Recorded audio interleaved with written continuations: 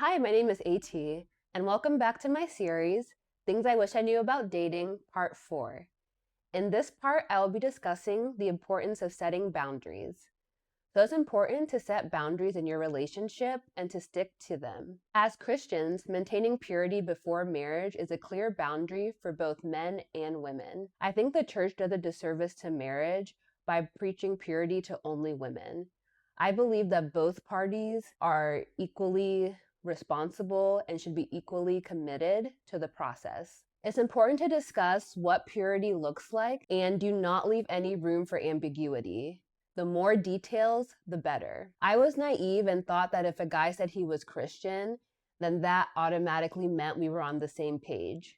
I quickly realized that wasn't true and that a lot of guys were okay or drew the line at intercourse, but they were okay with everything else. And I remember being surprised by that. Along the same realm, I think it's important to discuss how your partner views adult content. It's important to know if they're okay with it and what their thoughts are about it. And in my experience, a lot of guys that I met weren't forthcoming with this information. I had to ask directly. And I also discovered that with a lot of Christian guys, a lot of them were okay with adult content and didn't see a problem with it.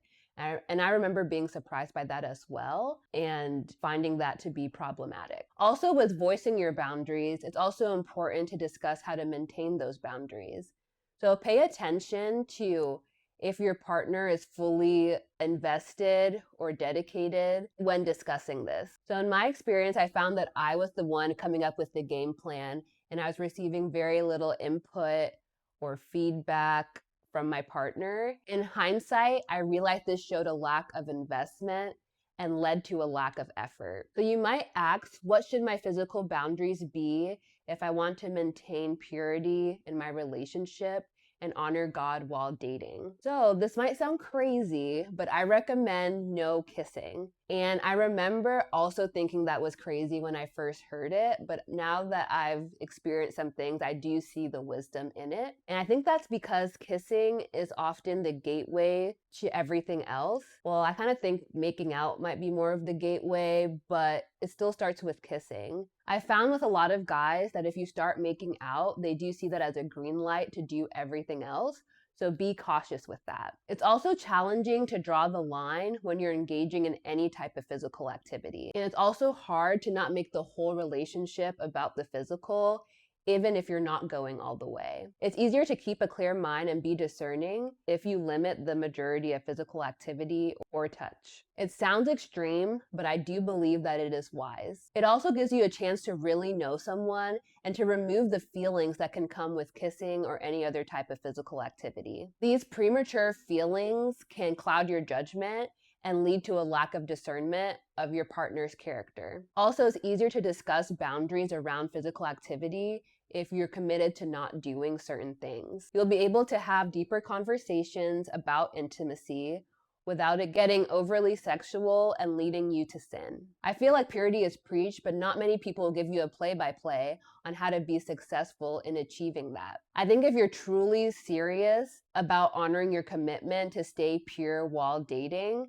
then you should abide by this. Granted, everyone has different triggers. Some couples may be able to handle kissing, but I feel like it definitely makes things harder and it's very easy to blur the lines and to be unsuccessful with maintaining purity. And that doesn't mean you can't have any physical touch. So you can still hug, you can still hold hands, you can still maybe kiss on the cheek or the forehead. I know it's super unconventional, and I was also resistant to the idea when I first heard about it. I was fearful that if I limited physical touch, it would lead to accelerating the pace of the relationship and also that the pressure of marriage would be heavier. This is why I discussed the importance of setting the pace in my last video. Even though some people in churches will give the green light to go ahead and, in my opinion, rush and get married because you can't wait or you can't control your urges, I don't agree with that. I think getting married for the sole purpose of sleeping with someone is a mistake.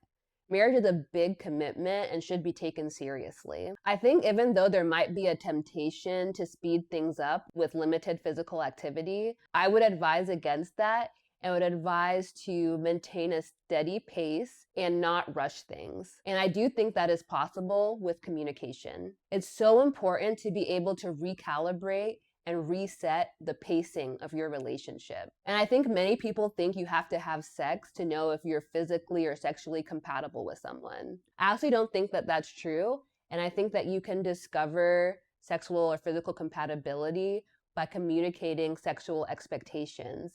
And ironically, I think that is actually easier to do before you have sex because there's less pressure. But of course, this is just an idea, and I recommend that you identify your own triggers and communicate with your partner to discover what works for your relationship. Also, I believe how physical consent is taught is wrong and can be damaging. Physical consent is often just focused or centered on intercourse, but I think verbal consent is needed and required every step of the way. So things like kissing, touching, etc. Especially when it's happening for the first time, I always think that verbal consent is required for every step. And if a woman ever voices her discomfort along the way, the man should stop right away. And if they do decide to continue the relationship, they should have a thorough conversation and reestablish boundaries. And if they do decide to move forward physically, I believe that he should reestablish consent with every step along the way moving forward. So boundaries don't just apply for the physical,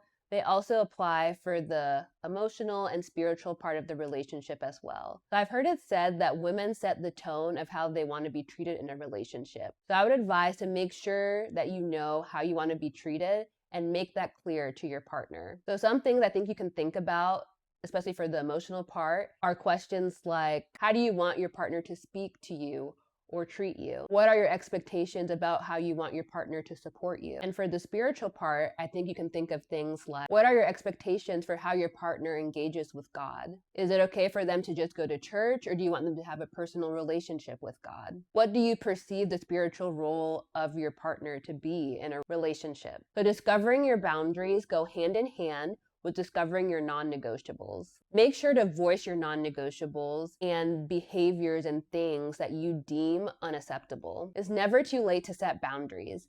And I've heard women say, oh, I wish I had implemented this or set this boundary in the beginning of the relationship, and now I can't change it because too much time has gone by, and they just kind of accept how things are.